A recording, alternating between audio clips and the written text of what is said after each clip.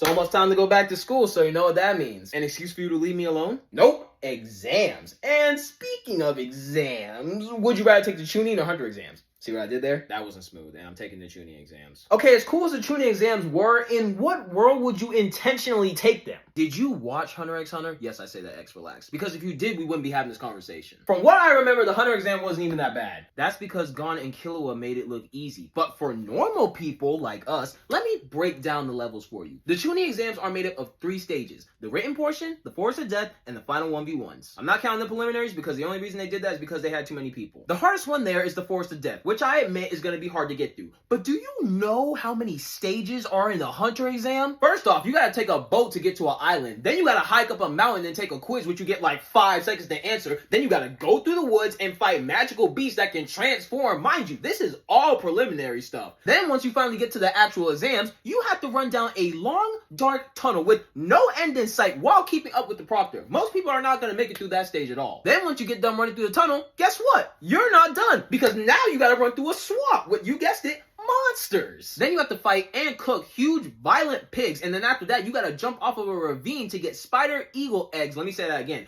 Jump off of a ravine. So if you miss, yeah, that's it. No breaks in between any of these, by the way. Did I watch the wrong version? Then you gotta make it down a tower filled with traps and puzzles and survive 72 hours. This is team-based, by the way, so if you get some trash teammates that hold you back, well, sucks to suck. Then, oh, and this is my favorite part, you gotta hunt down a target while also getting hunted down yourself in a forest. Okay, you gotta do the same thing in the Forest of Death. You at least have teammates in that.